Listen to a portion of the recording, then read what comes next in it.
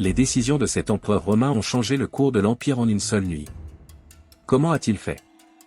Il s'appelle Commode, et son histoire n'est pas celle d'un dirigeant sage ou d'un gouverneur juste, mais celle d'un homme qui, piégé dans son ego et son obsession du pouvoir, a marqué à jamais le destin de Rome. Qui était vraiment Commode? L'empereur vénéré par son peuple, comme on le montre dans les films? Ou l'homme qui a plongé l'Empire romain dans une spirale de chaos et de décadence? Aujourd'hui, dans cette vidéo, nous allons déterrer la véritable histoire de Commode, l'homme qui se croyait un dieu et qui, à la fin, est devenu l'un des empereurs les plus infâmes de l'histoire de Rome. Mais il y a bien plus derrière son image: conspiration, trahison, combat dans l'arène et une chute qui a fini par un meurtre brutal. Accompagnez-nous dans ce voyage et découvrez la vérité cachée derrière la figure de Commode. Si vous êtes passionné par l'histoire de Rome, n'oubliez pas de vous abonner et d'activer la cloche pour rester informé des nouvelles vidéos. Rome, 180 après Jésus-Christ. Après une longue période de paix sous les 5 bons empereurs, un changement radical allait se produire. La mort de Marc Aurèle, l'un des empereurs les plus admirés de l'histoire romaine, marquait la fin d'une époque dorée. L'Empire romain était sur le point d'entrer dans une période de chaos et de turbulence. Avec la mort de Marc Aurèle, son fils, Commode, monte sur le trône, mais son ascension au pouvoir ne se passa pas comme prévu. Il n'avait que 18 ans lorsqu'il devint empereur, et son attitude dès le début montra qu'il n'était pas prêt à diriger Rome comme son père l'avait fait. Alors que Rome faisait face à des défis internes et externes, Commode semblait plus intéressé par une vie de luxe que par les affaires du gouvernement. Bien qu'il ait bénéficié d'une éducation de qualité, l'éthique de travail de son père ne l'intéressait absolument pas. Commode ne comprenait pas la gravité de sa fonction, ni l'importance de maintenir la paix qui avait caractérisé le règne de son père. Le jeune empereur se détourna rapidement des responsabilités du trône et se livra à une vie de débauche. Commode considérait que le rôle d'empereur était une charge ennuyeuse, et son désir de profiter de plaisirs personnels le conduisit à prendre des décisions dangereuses qui jetteraient les bases de son règne tragique. La désillusion de ceux qui l'entouraient grandissait jour après jour.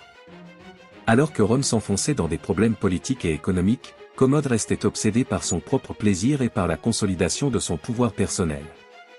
À mesure que son attitude de plus en plus égoïste s'intensifiait, des conspirations émergèrent au sein de son propre cercle impérial. Sa sœur Lucile, qui espérait occuper une position de plus grand pouvoir, s'allia avec d'autres sénateurs dans un complot pour l'assassiner. Le plan était simple mais ambitieux. Lorsque Commode assisterait à un combat dans le Colisée, son neveu, Claude, l'attaquerait et le tuerait. Cependant, la tentative échoua de manière spectaculaire. L'assassin ne réussit pas à accomplir sa tâche. Au lieu d'attaquer Commode, il fit un scandale en criant pour alerter les gardes. Dès que la garde prétorienne apprit la tentative de meurtre, le conspirateur fut arrêté. La réponse de Commode fut brutale. Il ordonna l'exécution de tous ceux qui étaient impliqués dans la conspiration. L'absence de loyauté et le danger que représentait sa propre famille renforcèrent encore plus son contrôle sur l'Empire. À mesure que la situation devenait de plus en plus tendue, Commode se détournait de plus en plus des responsabilités gouvernementales. Ce jeune empereur, qui avait hérité d'un empire stable, se retrouvait désormais plongé dans un environnement de chaos et de décadence. La lutte pour le pouvoir au sein de son propre cercle intime se intensifiait. Après la tentative de complot échouée menée par sa sœur, Commode s'entoura de figures de confiance, mais parmi elles, une figure se distingua, Cléandre. Cet ancien esclave, qui avait grimpé dans la hiérarchie pour se rapprocher de l'empereur, commença à accumuler pouvoir et richesse, prenant le contrôle des décisions de l'Empire. Mais l'histoire de Cléandre fut marquée par la corruption et l'avidité. C'est lui qui, profitant de la pénurie de céréales frappant Rome en 190, manipula l'approvisionnement à son avantage, provoquant une crise qui finit par déclencher le mécontentement populaire. Le peuple de Rome, fatigué des mauvaises décisions du gouvernement, commença à exiger la tête de Cléandre. Commode, sans hésiter, ordonna son exécution, mais cet acte ne fit qu'approfondir la crise, car Commode perdit le contrôle de la situation et commença à perdre le respect de son propre peuple. À partir de ce moment-là, Commode n'était plus seulement l'empereur de Rome, il se croyait une réincarnation divine. Il se proclama Hercule, un dieu, et commença à modifier son image publique, ordonnant qu'on le vénère comme un demi-dieu. Ce fut une période où son ego déborda et son obsession du pouvoir devint plus dangereuse. L'ego colossal de Commode ne se limitait pas seulement à son palais ou sa cour. L'empereur ne voulait pas seulement être adoré comme un dieu, il aspirait également à être vu comme un héros dans l'arène. Il décida donc de s'aventurer dans le monde des gladiateurs, mais pas en tant que spectateur, plutôt en tant que combattant. Bien que les gladiateurs représentaient la lutte entre les classes les plus basses de Rome, Commode commença à se battre dans l'arène comme s'il était un champion. Mais bien sûr, ce n'était pas une compétition équitable.